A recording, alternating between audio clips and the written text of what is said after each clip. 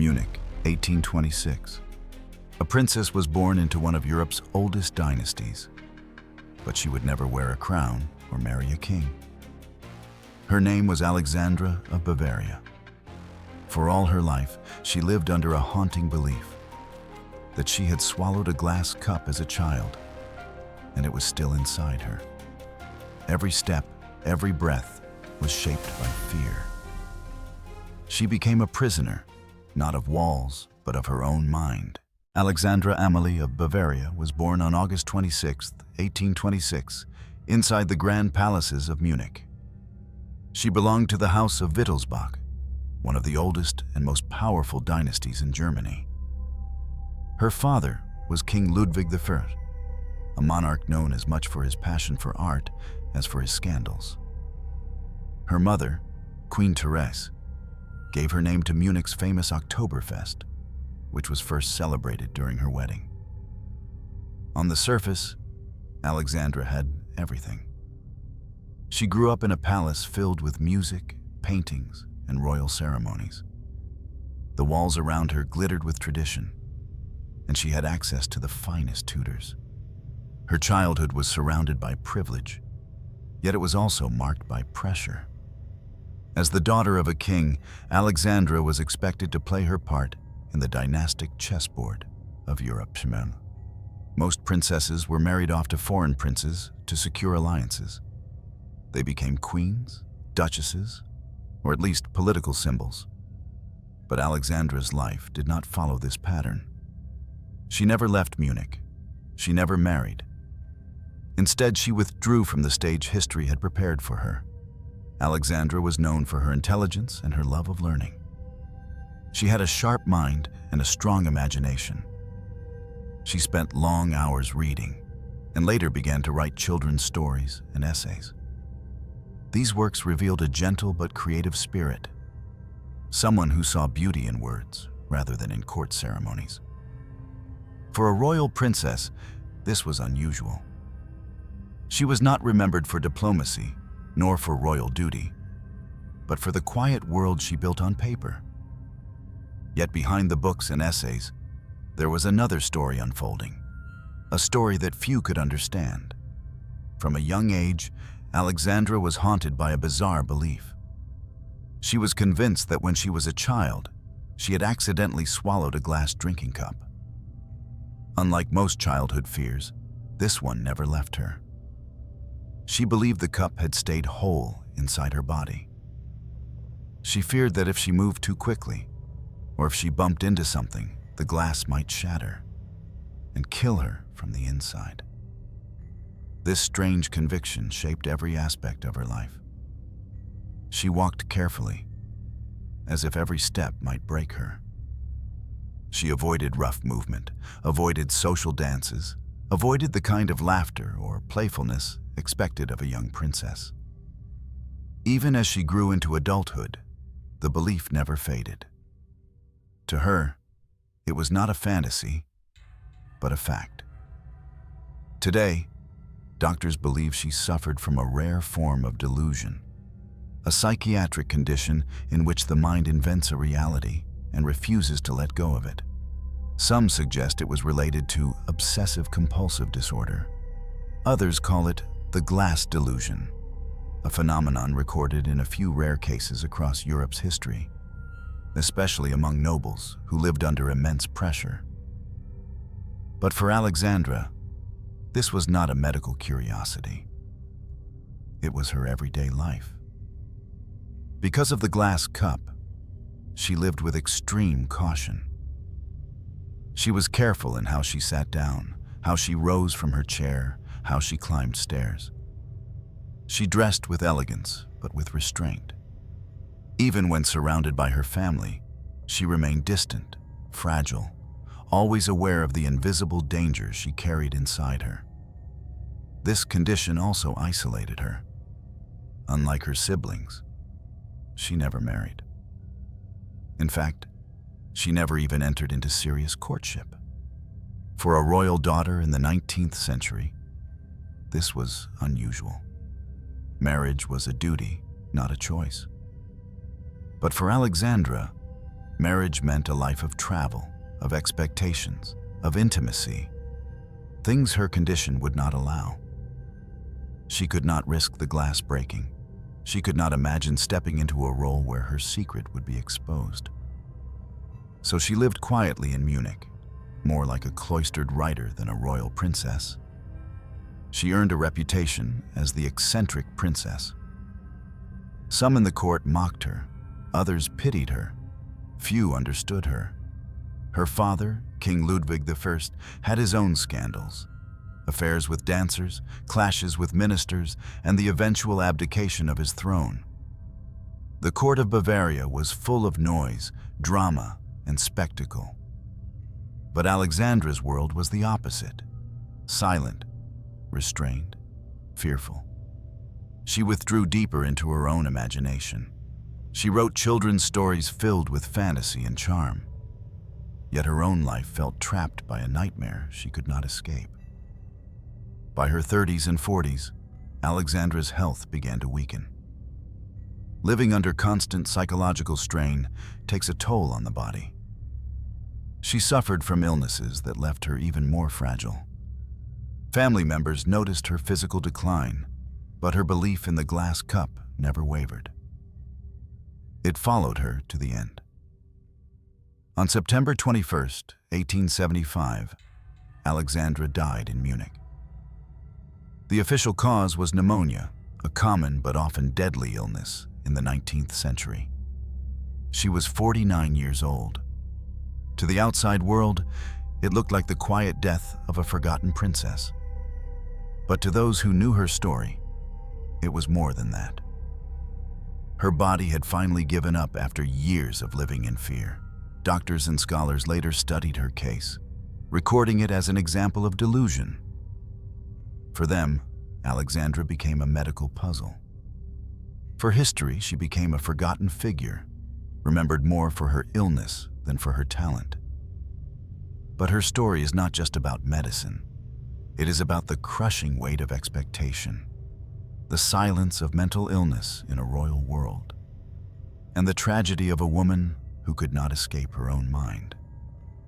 Alexandra Amalie of Bavaria remains a haunting reminder. Not all prisons are built of stone. Some exist within the fragile glass of the human imagination. Alexandra Amalie of Bavaria lived in a palace. But for her, those marble halls were not symbols of power. They were walls of quiet isolation. While her brothers and sisters married into other dynasties, Alexandra remained behind. She stayed in Munich, living under the same roof where she had been born, never leaving the protective shadow of her family. At first, people expected her life to change. Perhaps she would find a husband among the many princes of Europe. Perhaps she would one day step into the role of queen or duchess. But the years passed. Suitors never came. Or if they did, nothing lasted. The reason was simple. Alexandra did not live like other princesses. She was cautious in every move, controlled by her strange fear. Marriage was a path too dangerous for her to take. The Bavarian court noticed. Whispers spread about the eccentric princess. Servants, courtiers, and visiting nobles all saw her careful way of walking, her reluctance to join in celebrations, her constant restraint. In an age where appearances mattered more than truth, her behavior set her apart. Her condition kept her in solitude. While her siblings built families and political legacies, Alexandra turned inward. She read, she wrote, she composed children's stories full of gentle fantasy. Her works revealed a mind that longed for innocence, for a world free of fear. Some of her writings survive, a glimpse into the creativity that still burned inside her. But few paid attention at the time. Her family did not always understand her either. Her father, King Ludwig I, was a man of contradictions. He adored art, beauty, and culture. He filled Munich with monuments and paintings. But he also became infamous for his love affairs. His obsession with a dancer Lola Montez, nearly destroyed the monarchy. Alexandra grew up in this unstable atmosphere, a court filled with scandal, judgment, and political turmoil. For someone already fragile, it was overwhelming. Alexandra's mother, Queen Therese, provided more stability, but even she could not shield her daughter from the silent storm inside her mind. The royal household expected duty, not weakness. In that world, mental illness was not treated with compassion. It was misunderstood, even mocked. To be different was dangerous. And so Alexandra lived more quietly, trying not to draw too much attention to herself. Her belief in the glass cup never faded. Decades after childhood, she still moved with care. She still avoided sudden contact, still worried that a single mistake might shatter the invisible glass inside her. Doctors today might call this a delusion. To Alexandra, it was reality. Her daily life reflected this fear. She dressed with elegance, but without extravagance. She spoke softly. She avoided crowded gatherings. Even her steps were measured. Her entire existence was shaped by the rules she had built around the glass cup. She lived in constant self-surveillance, guarding her body from a danger only she could see. This invisible prison shaped her destiny. While other princesses played roles on the grand stage of European politics, Alexandra remained in the background. She became a symbol of what could not be spoken, the hidden cost of being royal. For her, the title of princess brought no freedom. It only magnified her isolation. And yet, Alexandra was not without light. She found joy in books, in stories, in imagination. Her children's tales show warmth and creativity.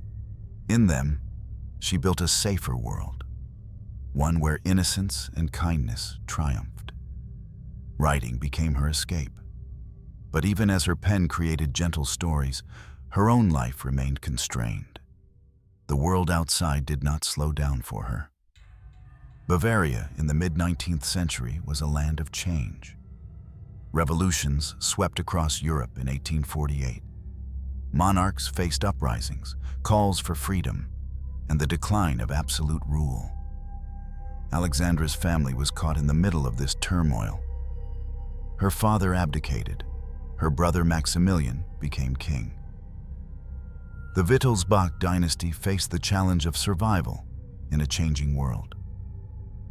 Alexandra watched these events from the shadows of her palace rooms. While soldiers marched in the streets, while citizens shouted for reform, she remained hidden, walking softly across her chamber floors, afraid to break the glass inside her. Her life became a mirror of two worlds. Outside, a storm of politics, revolution, and history. Inside, silence, caution, fear. By the 1860s and 1870s, her health declined. Pneumonia would eventually take her life. But long before that, her spirit was weakened. Years of isolation had worn her down. Mental strain often leaves physical scars. Her body grew frail, her strength lessened. She was only in her 40s, yet she already seemed older, worn by invisible battles. Even as illness consumed her, the belief in the glass cup stayed with her. It had shaped her childhood, her youth, her adulthood, and it remained until her final days. She died on September 21st, 1875, at the age of 49. The official cause, pneumonia. But the deeper truth is harder to measure. Alexandra had carried a lifelong burden, one that no medicine of her time could cure. Her death was quiet. No grand funeral procession, no legacy of power. She slipped from history's stage as silently as she had lived upon it. And yet, her story did not vanish. Doctors and historians remembered her. They recorded her case as an example of the glass delusion. In medical literature of the 19th century, her name appeared as evidence of how powerful the human mind can be. Powerful enough to trap a princess in fear for an entire lifetime. But Alexandra was more than a case study. She was a daughter, a sister, a writer, a woman who longed for peace in a world that misunderstood her. Her tragedy was not only the glass she believed in, it was the silence around her, the lack of compassion for minds in pain, the dismissal of her humanity. In the end, Alexandra Amalie of Bavaria remains a figure both haunting and tender. Her life shows that suffering does not always wear chains of iron. Sometimes it wears the fragile shimmer of glass, unseen yet unbreakable in the mind of the one who bears it. When Alexandra Amalie of Bavaria died in 1875, the world barely noticed. A royal funeral was held, but without the grandeur given to queens or kings. To many, she was simply a quiet princess who had never ruled, never married, never shaped politics. She was the daughter of a once scandalous king, and that was all. But in the years that followed, her story began to take on a different life. Doctors, writers, and historians found in Alexandra's tragedy something unforgettable. Her strange belief that she had swallowed a glass cup became part of medical history. It was called the glass delusion. This condition, rare and mysterious, was not unique to Alexandra. Centuries earlier, other nobles had been recorded with similar fears. One French king in the 15th century believed his body was made of glass. He wrapped himself in blankets to prevent shattering. Others imagined their limbs were fragile crystal, that a single touch would break them. Scholars believe these cases were linked to stress, isolation, and the immense pressures of power. Alexandra's case fit this pattern, but it stood out for one reason. She lived with it her entire life. Medical journals of the 19th century cited her example again and again. For doctors, she was a symbol of how the mind can create prisons stronger than iron. They studied her case to understand delusion, obsession, and the intersection of imagination with mental illness. Alexandra's tragedy, once hidden inside palace walls, became evidence in the growing field of psychiatry. But outside of science, her story carried another meaning. To writers and readers, Alexandra represented the cost of royal life. She was born into privilege but crushed by expectation. She was raised in luxury but trapped by fear. Her belief in the glass cup became a metaphor, a life so fragile that even a princess could break with a single wrong step. In Bavaria, her memory faded quietly. Her brothers carried on the family legacy. Her father's scandals were remembered more vividly than her life. And yet, behind the noise of politics and art, Alexandra's story waited to be rediscovered.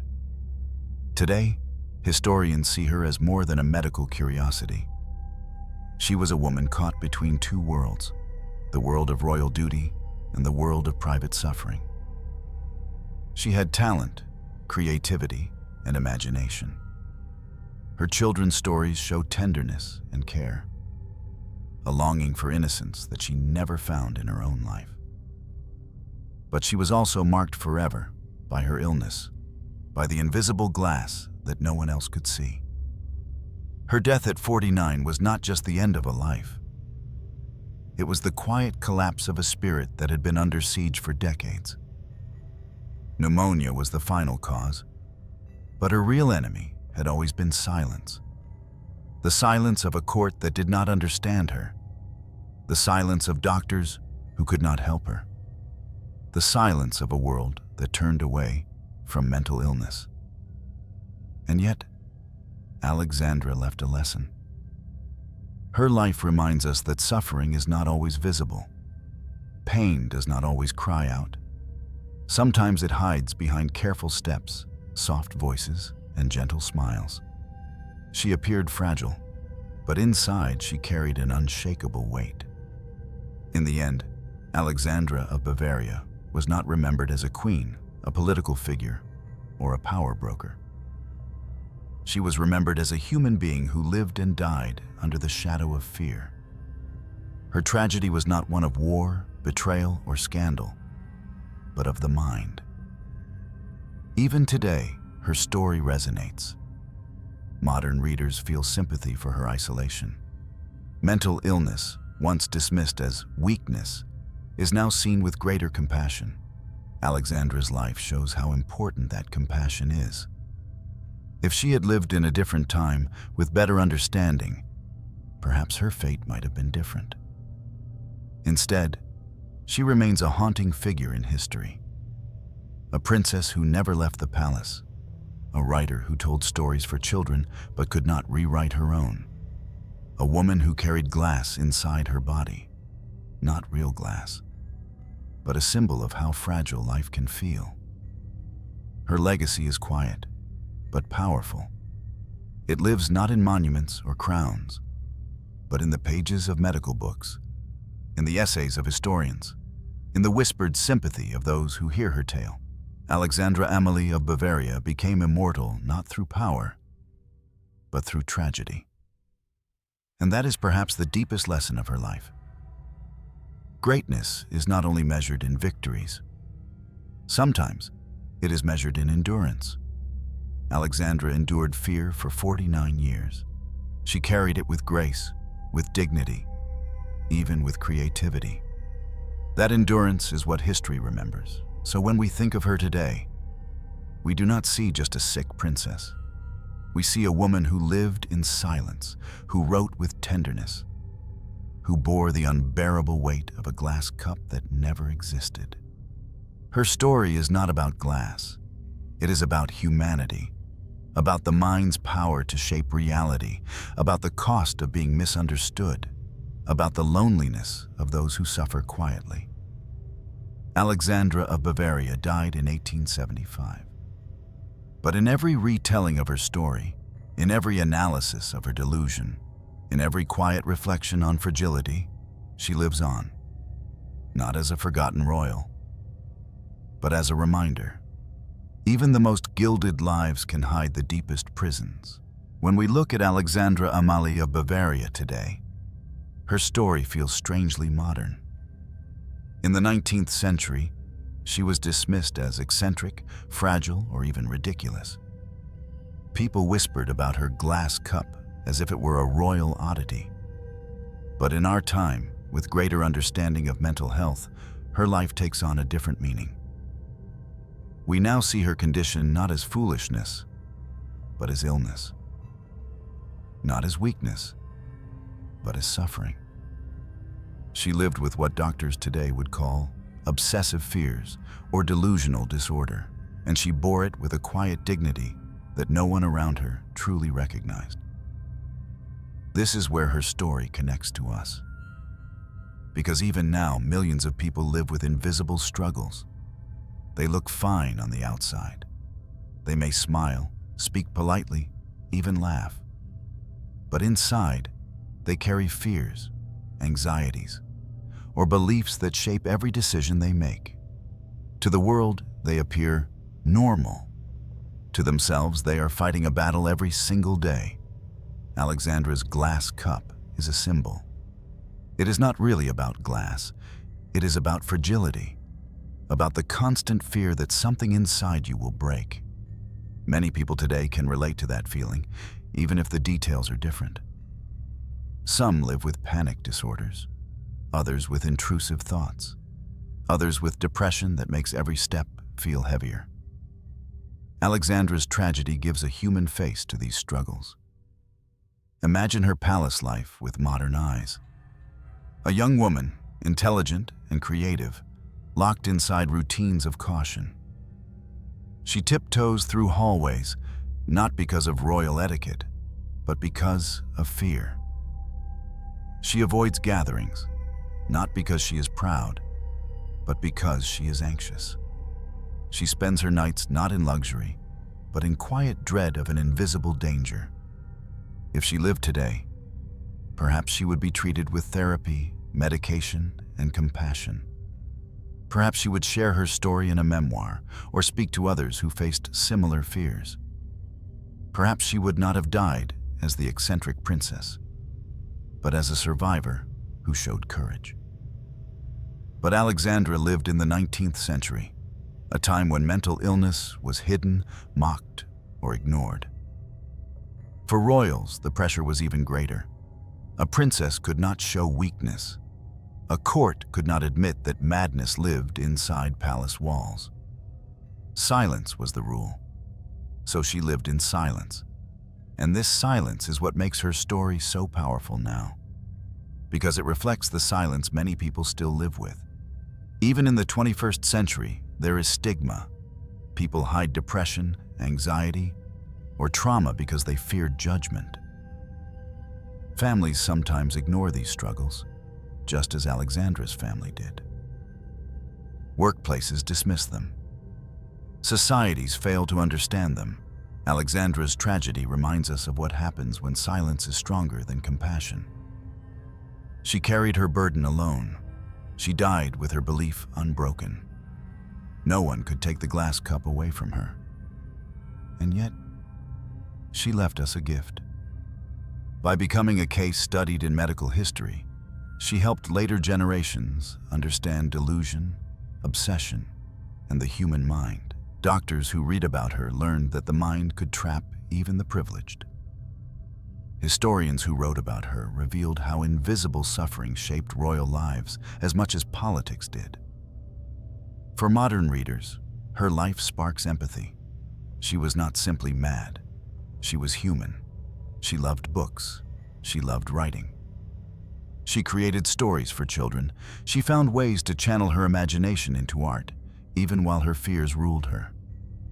That balance, creativity and suffering side by side, makes her relatable across centuries.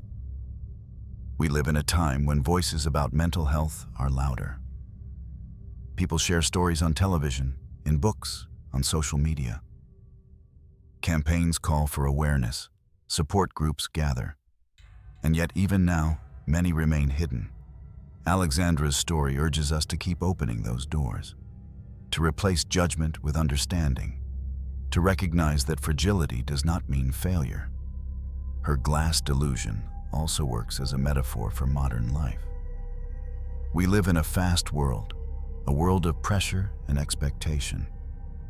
Many of us feel fragile, as if one wrong move might shatter everything. Alexandra's careful steps echo in our own. In the way people walk through stress, fear of failure, or hidden pain. If her story were told not as a medical case, but as a human story, we would see resilience. She endured nearly 50 years under the weight of her belief. She still found moments of creation. She still wrote. She still lived. That is strength, even if the world never called it so. And so, in the modern world, Alexandra is not just a forgotten princess. She is a reminder that history is filled with people who carried invisible burdens, a reminder that compassion is timeless, a reminder that fragility is not shameful. It is part of being human. Her life ended in Munich in 1875, but her echo continues. Every time a person feels fragile, every time someone hides their suffering, every time silence weighs heavier than words, her story lives again. Alexandra Amalie of Bavaria remains an emblem of fragility, yes, but also of endurance. She lived a whole life inside the shadow of glass and still left behind a voice. A soft voice, hidden in children's stories and in the memory of one of Europe's strangest tragedies. By the 1870s, Alexandra Amalie of Bavaria was no longer the bright young princess who once wandered palace halls with books in her hands. She was in her 40s now, and though still dressed in elegance, her body had grown fragile. her spirit worn down by years of silent fear. Life inside the Munich palace had become routine. Days began quietly, with reading, prayer, and writing. She still wrote, though less often than before. Her children's stories and essays remained her only escape, the place where she could build a world untouched by glass. But her health was failing. Illness came slowly. First fatigue, then weakness. Coughing fits that left her exhausted. The doctors of her day had limited tools. Medicine in the 19th century was little more than rest, herbs, and hope. For a woman who had always believed she was carrying a glass cup inside her, sickness was terrifying. Every cough, every ache, felt like confirmation that the glass might finally shatter. Her family noticed the decline. She withdrew further into her chambers. Visits grew shorter. Public appearances became rare. Court life moved on without her. The Bavarian monarchy faced its own troubles. But Alexandra remained separate from it all, her world reduced to a few rooms, a few caretakers, and the weight of her own thoughts. The glass delusion still ruled her life. Even in her 40s, she walked carefully, sat carefully, breathed carefully. Servants reported that she remained cautious about sudden movements.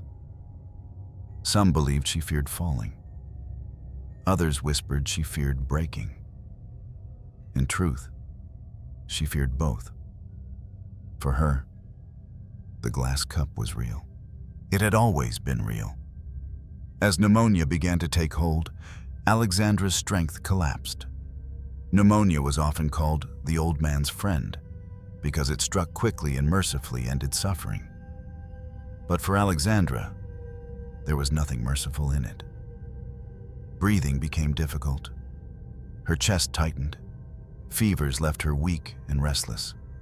She was 49 years old, too young to die, yet too tired to keep living under the shadow of her delusion. Imagine her final days. A royal chamber, heavy curtains drawn against the autumn light, the air thick with the smell of medicine, damp cloths, and the quiet footsteps of attendants.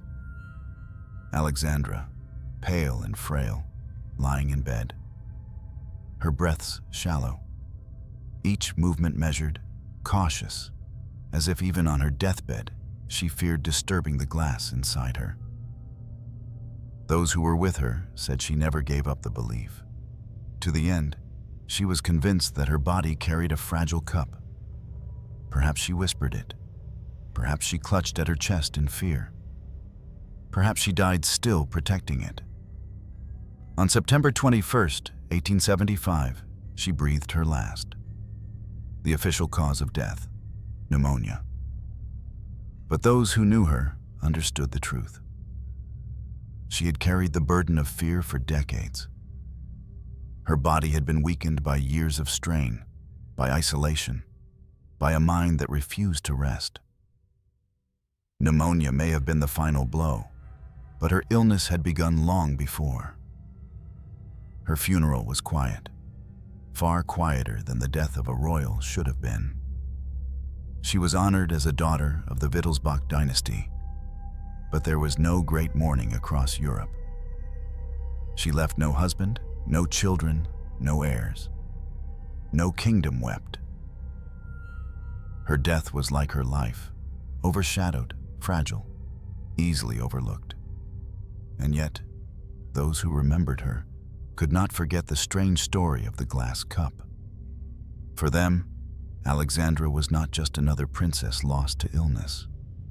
She was a living parable, a reminder of how the human mind can create prisons more powerful than stone walls. After her death, her case was written into medical texts. Doctors debated her condition. Was it delusion? Was it obsession? Was it tied to the pressures of royal life? Each theory tried to explain what had consumed her, but none could erase the human reality. A woman lived and died under a fear she could not escape. Her siblings carried on with their lives. The Bavarian monarchy entered new chapters. But Alexandra's memory lingered, quiet and strange. She became the story whispered in medical lectures, a footnote in royal history, a name carried only by those who studied unusual illnesses. Yet, if we look closer, her death reveals something deeper. It shows how invisible pain can shape a life, and how silence can destroy as much as disease. Alexandra did not die only of pneumonia. She died of loneliness, of fear, of misunderstanding. She died of a world that could not see the fragility inside her. Her life had been careful, her death quiet, her memory almost erased. But through the glass delusion, she reached immortality of a different kind. Not the immortality of queens, but of symbols. She became a reminder of fragility itself, fragile bodies, fragile minds, fragile hopes. And so, Alexandra's final years were not just the story of illness. They were the story of endurance. For nearly 50 years, she carried a belief no one could take from her. It ruled her life, and it followed her to her deathbed. That endurance, though tragic, was also remarkable. She was not remembered for power, beauty, or wealth. She was remembered for something far more haunting: the glass she believed she carried inside her. When Alexandra Amalie of Bavaria died in 1875, the royal family carried out the rituals expected for a princess. She was laid to rest with dignity. Her name was entered into the genealogies of the Wittelsbach dynasty. But soon after, her memory began to fade. Unlike queens who shaped dynasties or princes who fought wars, Alexandra left no legacy of power. She had no children to carry her name. She had no political treaties to mark her presence. She had lived quietly, and she was remembered quietly. In the court of Bavaria, silence settled around her. The Wittelsbach family had always been colorful. Scandals, revolutions, and eccentric figures filled their history. Compared to them, Alexandra seemed like a faint shadow. Her story was not one that people in power wanted to repeat. She was a reminder of fragility, of illness, of weakness, and monarchies preferred strength. So the royal family moved on. Her siblings continued their roles. New generations of Wittelsbachs rose and fell. Alexandra's name was spoken less and less. She became one of many princesses who lived and died without changing the course of Europe. Even in Munich, her presence disappeared. No monuments were built for her. No great portraits were commissioned after her death. The city she had lived in all her life carried almost no trace of her. It was as if the palace walls had swallowed her story whole. And yet, she was not completely forgotten. While the royals erased her, doctors remembered her. Her case was too unusual, too striking to ignore. In medical journals, her name appeared as an example of delusion. She became a case study. Not Alexandra the princess, Alexandra the patient. This, in many ways, was another kind of erasure. She was no longer seen as a full person, a daughter, a sister, a writer, a dreamer. Instead, she became a line in textbooks, a footnote in psychiatry, a curiosity for doctors who wanted to understand the strange workings of the mind. In those texts, her life was reduced to a single phrase. She believed she had swallowed a glass cup. That one belief overshadowed everything else she was. Her stories for children, forgotten. Her intelligence and creativity, overlooked. Her humanity, compressed into a symptom. This was the second death of Alexandra Amalie of Bavaria. Not the death of her body, but the death of her memory. Outside of medical circles, few remembered her at all. She was not written into the grand histories of Bavaria. She was not celebrated in royal anniversaries. Even her eccentricity was spoken of in whispers, if at all. By the end of the 19th century, she had nearly vanished from public consciousness. It is a strange irony. For all her life, Alexandra feared breaking. She walked carefully to avoid shattering the glass she imagined inside her. But in the end, it was not glass that broke. It was her story. History itself shattered her memory, scattering the pieces until only fragments remained. When people spoke of the Wittelsbach dynasty, they remembered King Ludwig I's scandals, King Ludwig II's castles, or later rulers who faced wars and revolutions. But Alexandra? She was not part of that narrative. She was too quiet, too fragile, too strange. And so, her silence became permanent. This erasure was not unique to her. Many royal women suffered the same fate. Those who never married, never ruled, or never bore heirs were often written out of memory. They were treated as side characters, existing only in footnotes. Alexandra was one of them. Her delusion made her memorable to doctors, but forgettable to her own family's legacy. It is painful to think about. A woman born into one of Europe's oldest dynasties, reduced to a single strange sentence. A princess erased from history, remembered only as a patient. But perhaps this is also what makes her story powerful today. Because when we uncover her life, when we tell her story again, we restore what was lost. We remember not only her glass delusion, but also her creativity, her fragility, her endurance. Alexandra was more than the belief that consumed her. She was a woman who lived under enormous pressure, who found escape in literature, who bore loneliness with dignity. She was erased once. She does not deserve to be erased again. The tragedy of Alexandra is not only that she believed she had swallowed glass. The deeper tragedy is that, after she died, history chose to treat her as invisible. But history, like glass, can be pieced together. And when we piece together her fragments, a fuller picture emerges. A woman who lived in silence, a writer who left behind stories, a princess who never ruled, but who teaches us something essential about being human. Alexandra Amalie of Bavaria may have been erased from memory once.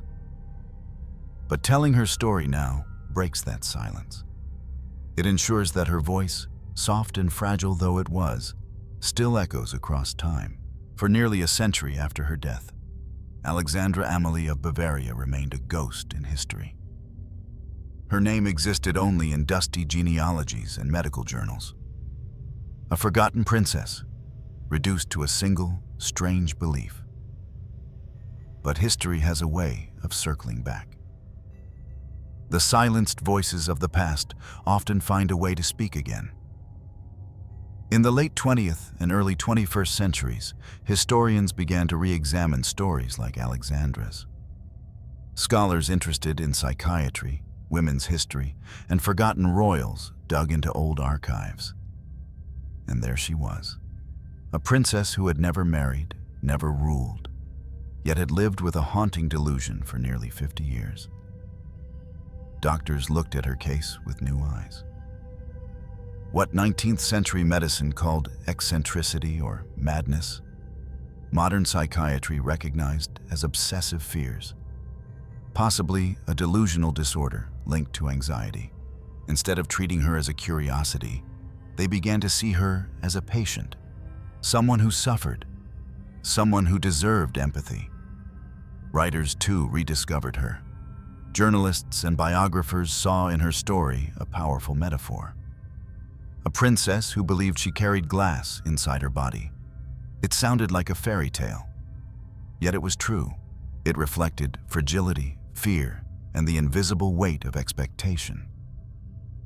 It showed that even behind palace walls, the human mind could break under pressure. In this way, Alexandra was reborn.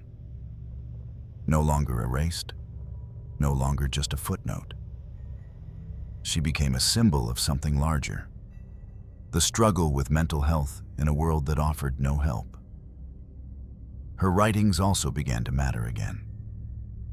The children's stories and essays she once wrote, overlooked in her lifetime, became proof that she was more than her illness. She had imagination, tenderness, and creativity. She found light, even when she lived in darkness.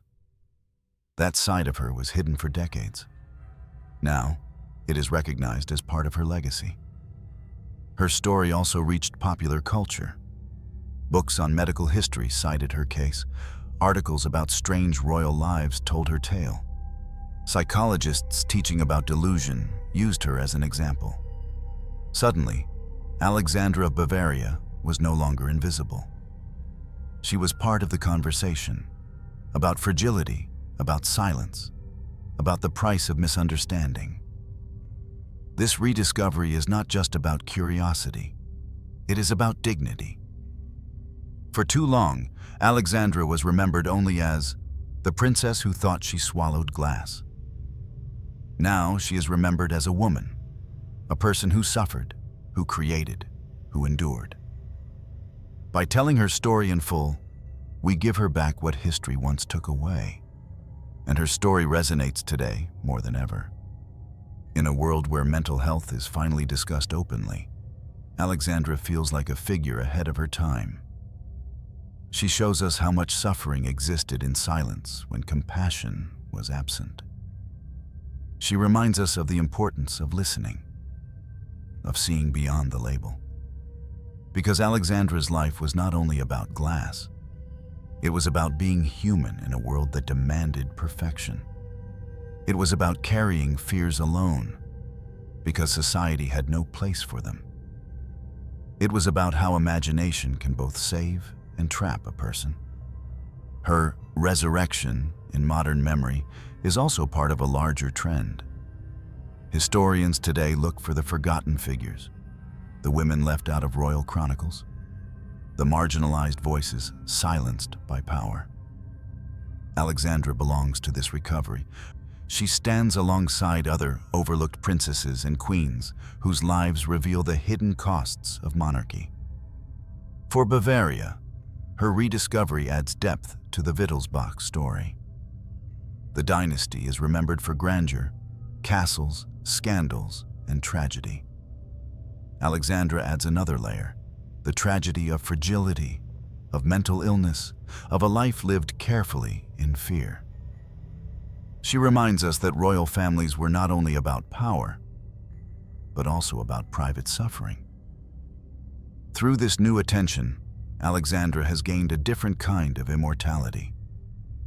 Not the immortality of monuments, but of memory. She is read about, written about, studied, and reflected upon. In classrooms, in books, in documentaries, her name surfaces once more. The silence is broken. It is a quiet resurrection, fitting for her life. No grand ceremony, no loud celebration, just people, slowly, gently, remembering her again. And perhaps this is the most just legacy she could have. Alexandra never wanted to be in the spotlight. She lived cautiously, quietly. Even in Rediscovery, she does not return as a queen or heroine. She returns as a reminder of fragility, of suffering, of endurance. Her glass cup, imagined and invisible, became her prison in life. In death, it became her story. And now, in memory, it becomes her symbol. Alexandra Amalie of Bavaria has been restored to history, not as an eccentric case, not as a forgotten shadow, but as a voice that still whispers across time, fragile, delicate, human. Alexandra Amalie of Bavaria lived and died almost 150 years ago. Yet her story feels strangely close to us. The details belong to the 19th century, but the emotions belong to every age. fear, fragility, silence, misunderstanding. These are not bound by time. Today we speak more openly about mental health, therapy, medication, support groups. They exist now in ways Alexandra could not imagine. We encourage people to share their struggles. We tell them they are not alone. But even with progress, silence still lingers. Many still carry burdens they cannot name. Many still walk carefully, as if something inside them might shatter. That is why Alexandra's story matters. Because it reminds us that fragility is part of being human. Think about the image of the glass cup. To Alexandra, it was real. A physical object lodged inside her body. To us, it is a metaphor. It represents the invisible weight so many people feel. The fear of breaking under pressure. The belief that one wrong move will destroy everything. Some carry it as anxiety, others as depression, others as trauma. We all know people like this. Maybe we are people like this. On the outside, everything looks fine. A smile, a polite word, a steady job. On the inside, a constant battle. Alexandra's tragedy shows how dangerous it is to overlook these inner battles, because silence can kill as surely as illness. Her story also teaches compassion. In her own time, she was whispered about as eccentric, mocked as fragile, dismissed as irrelevant. Imagine if instead she had been met with kindness. Imagine if someone had listened, truly listened, and said, "You are not alone. You are not broken. You are human." Would her life have felt less like a prison? This is the reflection for us today. We cannot erase her suffering, but we can learn from it. We can break the silence for others who still live in fear. We can remember that mental illness is not weakness. It is not shame. It is part of the human story. Alexandra also reminds us that creativity and fragility often live together. She was not only a woman of fear, she was a writer, a dreamer, a storyteller. Her imagination was strong, even as her mind carried delusion. This, too, is a reflection for today. How many artists, writers, musicians, or thinkers have carried hidden struggles? And how often have those struggles been the very force that shaped their work? Fragility can also create beauty. Her life shows both the pain and the power of imagination. The same mind that invented children's stories also invented the glass cup. Imagination gave her escape, but also gave her prison. It is a reminder that the human mind is complex, capable of brilliance and burden at the same time. In a way, Alexandra becomes a mirror for us. She forces us to ask questions. How do we treat those who are different? How do we see those who carry invisible pain? Do we reduce them to their illness, as history reduced her? Or do we see them in full, fragile, creative, human? And then, there is her endurance. Nearly 50 years she lived with this belief. 50 years of caution, 50 years of silence. And yet she survived. She read, she wrote, she created. She kept going even when fear walked beside her every step. That is not weakness. That is strength. This reflection is important today, because too often we see people who struggle as broken. But endurance is a kind of courage. Surviving with fear is still surviving. Alexandra's life tells us that carrying fragility is not failure. It is proof of resilience. So when we think of her, we should not only see a princess who believed she had swallowed glass. We should see a woman who lived with fragility, endured it, and still left behind a voice. Her story urges us to replace judgment with compassion, to replace silence with understanding, to recognize that the world is full of invisible glass, not cups, but burdens. And if we can see them, if we can honor them, then maybe fewer people will have to live and die in silence. This is the echo Alexandra leaves for the modern world. Not a warning about delusion, not a curiosity for doctors, but a lesson about humanity. Fragility is not shameful. Silence is not safe. Compassion is not optional.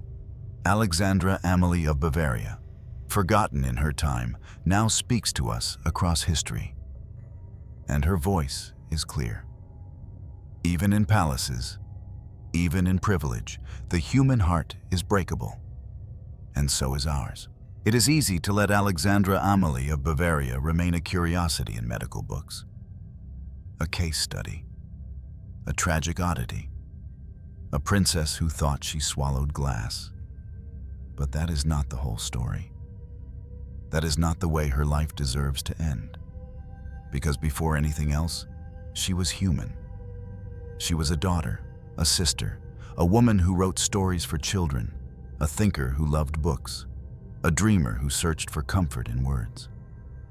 The glass cup shaped her life, but it was not her only truth. We must remember that she laughed, at least sometimes. That she found joy in her writing. That she looked at the world with imagination, even if that imagination also carried fear. She was not only fragile, she was also creative. She was not only eccentric, she was also intelligent. Her tragedy was not just the illness she carried, it was that the world around her could not see her whole self. She was reduced to her weakness. She was defined by her fear. She was erased from memory because she did not fit the pattern of a royal life. And yet, she endured. For nearly 50 years, she lived inside that fragile belief and still managed to keep her dignity. Still managed to write. Still managed to hold on. This is where we find the humanity in her story. Not in the illness, but in the endurance. When she died in 1875, there were no grand processions, no songs of triumph. But there was still value in her life. Every life has value. Alexandra's value was not in crowns or heirs, but in the lessons she left behind. She shows us that the human mind is powerful, both in light and in shadow. That imagination can build beauty and create prisons. That fragility can be carried with quiet strength. That even the forgotten deserve remembrance. It is fitting, then, to imagine her not as a broken princess, but as a woman who lived with courage in the only way she knew. Picture her not just walking carefully through palace halls, but sitting with a book in her lap or a pen in her hand. Picture her writing stories for children, stories that offered comfort, perhaps even to herself. Picture her as more than her fear. This is the ending she deserves, not erased, not mocked, not reduced, but honored. Honored for her endurance, honored for her creativity, honored for being human. And in honoring her, we honor many others like her. People who live with invisible burdens, people whose stories are silenced because they do not match society's expectations. People who are remembered only for their struggles and not for their strengths. Alexandra becomes a voice for them, a symbol of the quiet lives that still matter. In the end, she teaches us something simple yet profound, that every human being is more than their illness, more than their fragility, more than their silence. When we think of Alexandra of Bavaria, let us not imagine only a glass cup. Let us imagine her whole, as a princess, a writer, a woman, a human being. Her ending was quiet, but remembering her now gives that ending dignity, and perhaps that is the most human legacy of all. Every life leaves behind an image. For kings, it is a crown. For warriors, it is a sword. For saints, a prayer. For Alexandra Amalie of Bavaria, it is a glass cup. Fragile, transparent, unseen by anyone else, yet as real to her as stone. At first it seems like a strange detail, almost absurd. A princess who believed she had swallowed glass. But if we look deeper, that cup is not absurd at all. It is a mirror. It reflects the way human beings carry hidden fears. It reflects the fragility of life, the silence of suffering, the loneliness of misunderstood minds. Alexandra's cup was made of glass, but each of us carries something like it, invisible, fragile, shaping the way we live. Some carry grief that no one else can see. Some carry anxiety that controls every step. Some carry memories they cannot escape. To the world, they look fine. To themselves, they feel breakable. Alexandra's life shows us that fragility is universal. Her story also forces us to ask, how do we treat fragility? Do we dismiss it? Do we whisper about it? Do we erase it, as her family and history once did? Or do we acknowledge it, honor it, and see the strength it takes to live with it? Because fragility is not failure. It is part of being human. Alexandra's endurance proves this. Nearly 50 years she lived with her fear. Yet she still created, still wrote, still lived. Quietly, carefully, but she lived. That is strength, not the strength of kings or conquerors, but the strength of survival. The kind that does not glitter, but endures. And that is why her story matters. Because it gives voice to the fragile. It reminds us that every person, even those hidden in silence, carries meaning. When we tell her story now, we undo the erasure. We give her back dignity. We remember her not as a case, not as a curiosity, but as a human being who carried an unbearable weight with quiet courage. The glass cup becomes more than delusion. It becomes symbol. A symbol of how delicate the human heart can be. A symbol of how invisible suffering can shape a life. A symbol of how endurance, even in silence, is still a form of triumph. And so, Alexandra Amalie of Bavaria, forgotten in her own time, erased from her family's memory, is remembered now in ours. She speaks again, not with the voice of a princess, but with the voice of every fragile soul who has walked carefully through life, fearing the break that no one else could see. Her reflection is clear. Fragility and strength are not opposites. They live side by side among us.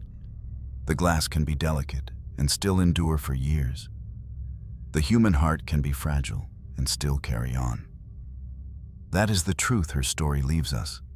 Not a fairy tale, but a lesson. A crown can shine and be forgotten. A throne can fall and be buried.